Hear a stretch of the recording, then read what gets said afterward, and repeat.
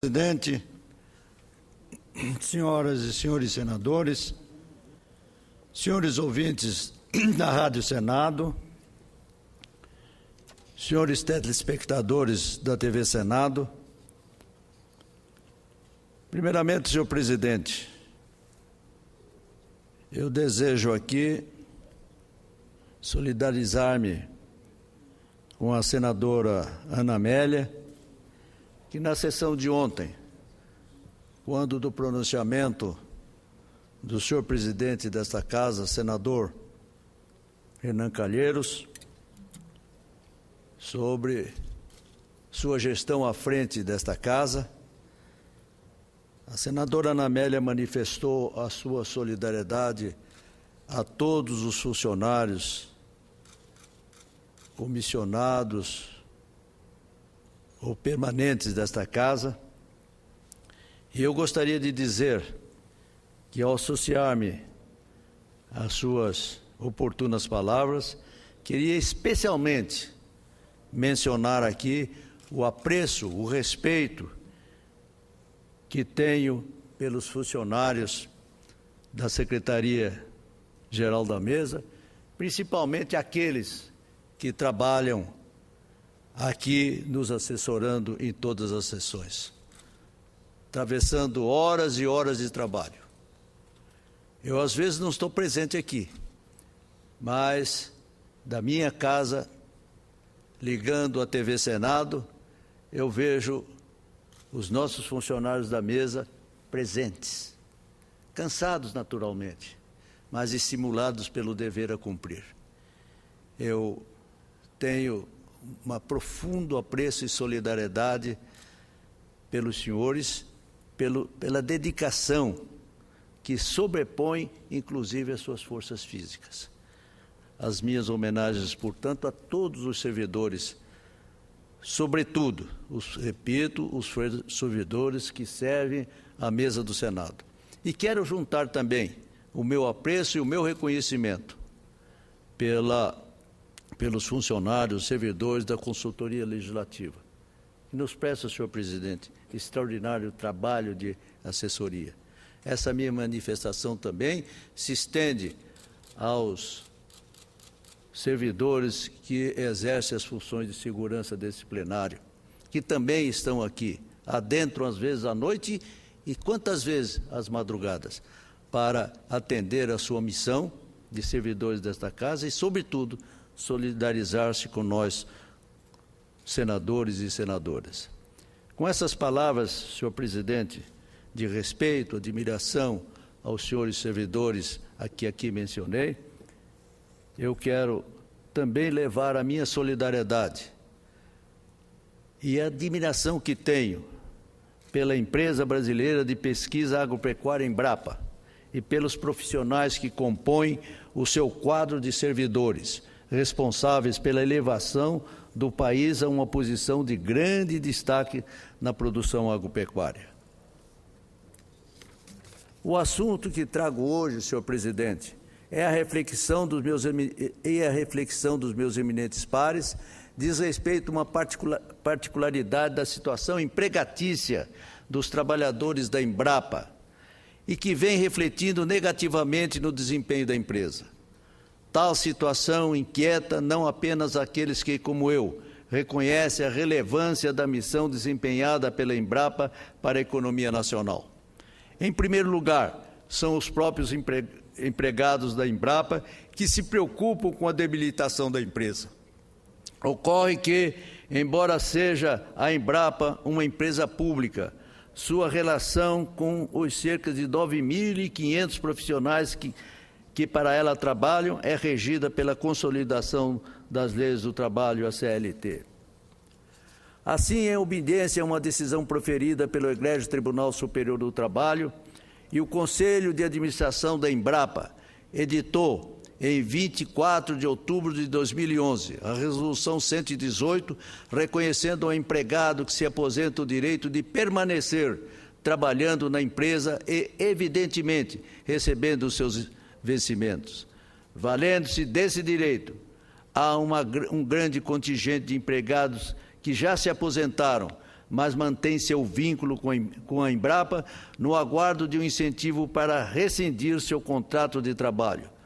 Outro expressivo contingente está em vias de se aposentar, mas poucos pretendem desligar-se da empresa tão logo se aposente. Todos estão no aguardo da implementação de um novo plano de desligamento incentivado, o PDI, para só então pedir demissão.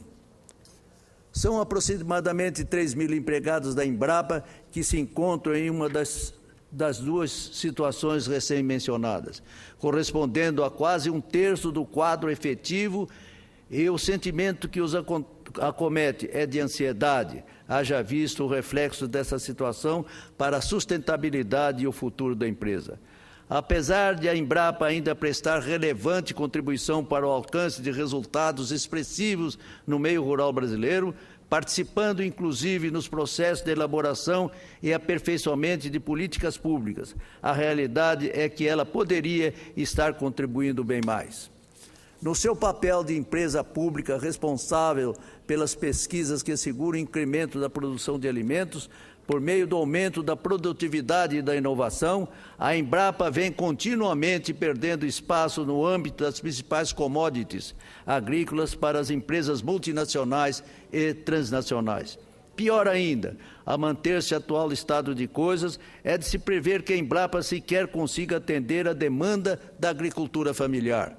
Com efeito, as perspectivas para o futuro da empresa não são, senhor presidente Alves Arenas, se ela não promover a oxigenação do seu quadro de empregados. Também ressalto o aporte de recursos orçamentários para que elas possam atuar eficientemente no seu mistério. Senhor presidente Cristóvão Buarque, senhoras e senhores senadores, é fácil compreender que um trabalhador com idade em torno de 60 anos, tendo já trabalhado durante décadas da Embrapa, tenha, em muitos casos, o sentimento do dever cumprido. E também natural que, nesse momento da vida, um trabalhador que já percorreu esse percurso tenha sua atenção mais voltada para o seu próprio bem-estar e o de sua família. Muitas vezes está ele desenvolvendo atividades e negócios que não guardam relação alguma com a Embrapa. A situação que esse expressivo contingente de empregados da Embrapa hoje vivencia é a única que poderia resultar da permissão para que o aposentado permaneça no quadro efetivo da empresa. Falta de ânimo para o trabalho, queda drástica de rendimento e, para a empresa, substancial prejuízo nos resultados. A acomodação que se vem acentuando nos últimos tempos entre esse grupo de empregados, com reflexos negativos em praticamente todos os níveis de processos produtivos da empresa, é motivo de grande preocupação. Embora esse quadro, pela forma como vem acontecendo, seja pouco perceptível ao conjunto da sociedade, seus resultados serão extremamente danosos no longo prazo. Vale ressaltar ainda que parte das atividades da Embrapa já está sendo delegada e vem sendo desempenhada por trabalhadores terceirizados, os quais pouco interesse e responsabilidade demonstram em relação ao futuro da empresa. Ao longo dos 40 anos de existência da Embrapa, já foram implementados 3 planos de desligamento incentivado de empregados. O momento hoje vivido pela empresa exige que um novo plano dessa natureza seja lançado, estimulando a admissão dos empregados que reúnam as condições exigidas para adesão a ele. Ou a Embrapa lança um novo plano de desligamento incentivado, ou será preciso encontrar uma forma de suprimir o direito do aposentado de continuar na empresa. Afinal de contas, na situação atual, milhares de indivíduos estão recebendo simultaneamente de 2 fontes do governo federal.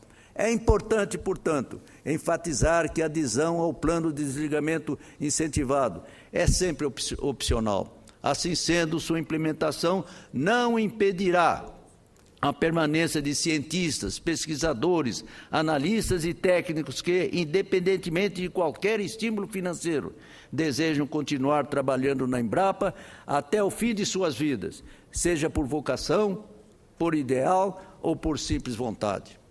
Mas, senhor presidente, de outra parte, não se pode ignorar o interesse e o direito dos aprovados em concurso que aguardam ansiosamente a admissão nos quadros da empresa. A demissão incentivada de empregados vai abrir, já tardiamente, a possibilidade da renovação do quadro de empregados. Vale lembrar que a empresa apresenta carência de mão de obra em todos os níveis e em todas as atividades descentralizadas. Documento da Embrapa explica que o último plano de desligamento incentivado, que vigorou até 2009, foi resultado da implantação de um novo modelo de gestão da empresa, pautado da flexibilidade da administração de seu quadro de pessoal e na valorização de seus empregados, que ajudaram a fazer da Embrapa uma referência no Brasil e no exterior. É consenso que o novo PDI a ser lançado pela Embrapa deve conceder os mesmos direitos trabalhistas e incentivos financeiros e sociais previstos no plano anterior. O mesmo vale para os critérios de elegibilidade para adesão ao plano. E é desejo dos empregados que o novo PDI seja permanente. Senhor presidente, senador Cristóvão Buarque, acrescento que os critérios de elegibilidade para adesão ao último plano eram de que o empregado tivesse, no mínimo, 55 anos de idade e de 15 a 18 anos de trabalho na Embrapa, dependendo do cargo que ocupasse. Obviamente, os empregados da Embrapa que, em 2009, ainda não atendiam os critérios para aderir ao último PDI e, por isso, continuam na empresa até agora, se sentem igualmente merecedores dos benefícios que foram concedidos aos seus colegas, haja vista que também contribuíram para tornar a Embrapa a empresa que ela é hoje. Também, sob o ponto de vista do interesse econômico da Embrapa, o lançamento de um novo plano de desligamento incentivado mostra-se muito conveniente. Segundo cálculos e projeções efetuadas, o dispêndio de recursos correspondente às indenizações pagas seria, em curto prazo, compensado pela substancial economia que a Embrapa faria com a redução da folha de pagamento, em decorrência da substituição de empregados com salários elevados por profissionais em início de carreira. Um técnico agrícola com 30 anos de serviços prestados à Embrapa, vejam vossas excelências, recebe vencimentos de aproximadamente R$10.000. Já um técnico em início de carreira perceberá pouco mais de R$3.000, não apenas por estar no piso da carreira, mas também por não ter direito ao adicional por tempo de serviço. E ainda, os encargos sociais, por serem calculados com base no salário, são muitíssimo menores no caso do empregado em início de carreira. O exemplo aqui mencionado, que corresponde à situação média dos empregados que se enquadram nos critérios para adesão ao PDI, indica uma economia para a empresa superior a 67% para cada empregado substituído. Mas, senhor presidente Cristóvão Buarque, senhoras e senhores senadores, além de promover uma substancial redução das despesas da Embrapa, com pessoal, o plano de desligamento incentivado proporcionará uma importante e necessária revitalização da mão de obra responsável pela pesquisa agrícola brasileira. À medida que se posterga o lançamento de um novo plano, intensificam-se as inquietações entre os empregados interessados. Ao mesmo tempo, a Embrapa deixa de fazer substancial economia com a redução que seria proporcionada em sua folha de pagamento. As informações que circulam dão conta que a Embrapa não lançou ainda um novo PDI, por estar na dependência de uma decisão do Departamento de Coordenação e Governança de Empresas Estatais, o DEST, órgão da estrutura do Ministério do Planejamento. Enquanto essa decisão não é tomada, a Embrapa não pode contar com os recursos necessários para saldar as rescisões de contratos. Assim sendo, e tendo em vista os melhores interesses da empresa brasileira de pesquisa agropecuária, deixo aqui o meu veemente apelo ao Conselho de Administração da empresa, à sua presidência, ao Ministério da Agricultura, Pecuária e Abastecimento e, de um modo muito especial, ao Departamento de Coordenação e Governança das Empresas Estatais do Ministério do Planejamento, para que seja implementado, ainda neste ano, há tempo ainda, o novo plano de desligamento incentivado para os empregados da empresa. Tenho certeza, senhor presidente, que se todos os senhores senadores se somarem a esse meu apelo, o novo PDI da Embrapa haverá de ser lançado sem demora, garantindo que os funcionários da empresa que hoje reúnem condições para tanto sejam justamente valorizados e reconhecidos pelos relevantes serviços que prestaram e prestam à nação, tal como foram os seus 1.600 colegas que aderiram ao plano anterior. Com a renovação do quadro de empregados e respectiva redução de gastos com salários, será possível garantir a sobrevivência de uma das melhores e mais reconhecidas instituições de pesquisa do mundo, a Embrapa. Mas, senhor presidente, senador Cristóvão Buarque, senhoras e senhores senadores, nosso empenho para que a Embrapa possa oxigenar seu quadro de empregados, melhorar o nível de seus processos produtivos, incrementar o rendimento do seu trabalho e assim obter ainda melhores resultados é plenamente justificado. Tudo que a empresa tem realizado ao longo dos seus 40 anos de existência é prova cabal de que vale muito a pena lutar pelo seu fortalecimento. Nunca me canso, senhores senadores, de repetir que para o Brasil se tornar a potência agrícola que hoje foi fundamental o trabalho da Embrapa. É graças às inovações constantemente desenvolvidas pela Embrapa, graças aos conhecimentos que ela leva ao homem do campo, que o Brasil ampliou enormemente a sua produção, a ponto de chegar ao segundo lugar na exportação de produtos agropecuários em âmbito mundial. Temos a liderança na produção mundial de açúcar, café e suco de laranja. Somos o segundo maior produtor mundial de soja e de etanol, podendo atingir, na presente safra, que está sendo concluída, a primeira posição na soja. Destacamos-nos também em carnes, milho, algodão, papel, celulose e diversos outros produtos. Para melhor dimensionar a contribuição da Embrapa à agropecuária brasileira, basta mencionar que, desde a sua criação até o presente, a safra brasileira de grãos mais de que quadruplicou, mesmo avanço registrado na oferta de carne bovina e suína, ao passo que a oferta de carne de frango aumentou nada menos de 22 vezes, no período entre 1975 e 2009. A produção de leite aumentou de cerca de 8 bilhões de litros em 1975 para quase 28 bilhões de litros em 2008. A produção brasileira de hortaliças elevou-se de 9 milhões de toneladas para mais de 19 milhões de toneladas, com incremento na área plantada inferior a 5%, refletindo espetacular aumento da sua produtividade. O aumento da produção acarretou o baratamento dos alimentos e, por isso, que o gasto médio brasileiro com alimentação caiu de 48% na década de 70 para cerca de 20% no presente. Se hoje o Brasil, senhor presidente, senador Cristóvão Buarque, está em vias de se tornar o maior produtor de soja do mundo, ultrapassando pela primeira vez na história os Estados Unidos da América, isso é graças ao trabalho da Embrapa. Dos quase 83 milhões de toneladas da última safra, mais de 52 milhões de toneladas, ou cerca de 63%, foram colhidos na região do Cerrado, nos estados de Mato Grosso, Goiás, Mato Grosso do Sul, Bahia, Minas Gerais, Maranhão, Tocantins, Piauí, Rondônia, Pará e aqui no Distrito Federal. Há 40 anos, quando a Embrapa foi criada, esse cenário não podia sequer ser imaginado. Os cultivares de soja até então existentes não cresciam nem produziam bem nessas regiões. Essa história começou a mudar em 1980, quando foi lançado pela Embrapa Cerrados a primeira variedade adaptada à região Adoco. Ela crescia e produzia bem, mesmo em solos de primeiro ano de cultivo. Fazer que uma planta característica das regiões temperadas fosse cultivada nas condições brasileiras foi um grande desafio dos pesquisadores da Embrapa naquela época.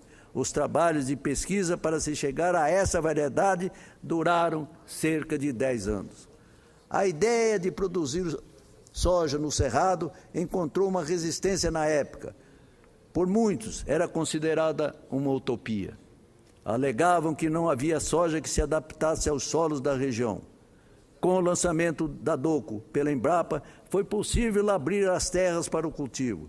Sua introdução garantiu que os produtores não tivessem prejuízo no início das atividades. Ela era a única variedade que dava retorno já no primeiro ano. Foi a sua introdução que garantiu o desbravamento do Cerrado na época. De lá para cá, a Embrapa lançou cerca de 50 variedades de soja, importantes para o desenvolvimento da agricultura do Cerrado.